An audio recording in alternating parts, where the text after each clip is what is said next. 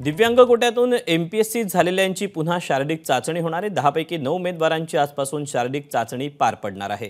प्रशासकीय न्यायाधिकरणाचे एमपीएससीला फेर चाचणीचे आदेश देण्यात आले।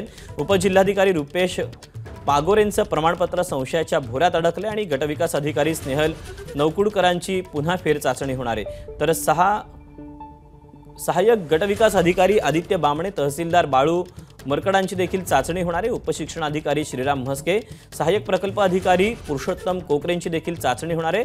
तर विक्रीकर सहाय्यक आयुक्त सचिन जाधवांची चाचणी होणार आहे। तर कोल्हापूर, नाशिक, यवतमाळ, पुण्यात ही शारीरिक चाचण्या होणार आहेत। तर लातूर, ठाणे, बुलढाण्यात देखील शारीरिक चाचण्या पार पडणार आहेत। पुण्यातल्या एमपीएससीच्या विद्यार्थ्यांशी संवाद साधलाय मंदार गोंजारीनं, पाहूया। तर एकंदरीत याचा जर विचार केला तर एमपीएससीकडे ते अधिकार आहेत की एमपीएससी कुठल्याही टप्प्यावरती त्यांचं प्रमाणपत्र तपास करण्यासाठी एमपीएससी अधिकाऱ्यांना बोलवू शकते। परंतु एमपीएससीने मागच्या 10 वर्षांमध्ये अजूनही असे कुठल्या प्रकारे अधिकाऱ्यांना बोलवलं नाही। तर तुम्ही विचारताल की प्रूफ आहेत का अशा अधिकाऱ्यांचे? तर अशा अधिकाऱ्यांचे प्रूफ आहेत की नाही हे पाहण्यापेक्षा एमपीएससीने जर ज्या अधिकाऱ्यांवरती संशय आहे, आम्ही एक मोहीम राबवली। त्या मोहिमेमध्ये आमच्याकडे जवळपास 250 अधिकाऱ्यांची नावं आलेत।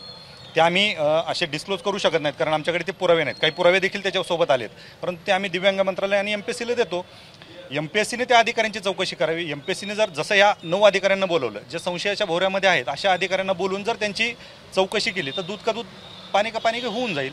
ज्या खेडकरांनी नगरच्या शासकीय रुग्णालयातून प्रमाणपत्र घेतलं, त्यातच रुग्णालयात तपासणी केली तर तुम्हाला खूप मोठ्या प्रमाणात जे बोगस प्रमाणपत्र इश्यू झाले दिसून येईल। आणि राज्यामध्ये ज्या ज्या सरळ सेवा झाल्यात, आपण बघायला जातो की सगळ्यात जास्त नोकर भरती ही सरळ सेवेमध्ये होती। ह्याचाच कुठेतरी हे विद्यार्थी फायदा घेऊन मला दिसतंय पण दिसत नाही म्हणून किंवा आर्थिक हितसंबंध प्रस्थापित करून प्रमाणपत्र मिळवतात आणि सिस्टीममध्ये जातात। तर हे कुठेतरी थांबलं पाहिजे। आणि जे जे आता परीक्षा झाल्या त्या 10 वर्षामध्ये या सर्व प्रमाणपत्रांची सरकारने त्या विभागाने कसून चौकशी केली पाहिजे। आता कोणीही कुठेही जाऊन अचानक तिथला तो वास्तव्याचा पुरावा दाखवून सर्टिफिकेट घेत आहेत, हे बंद झालं पाहिजे।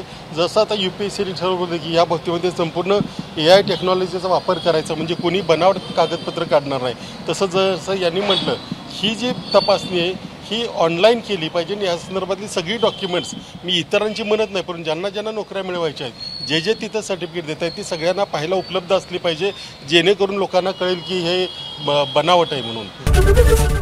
एबीपी माझा, उघडा डोळे बघा नीट।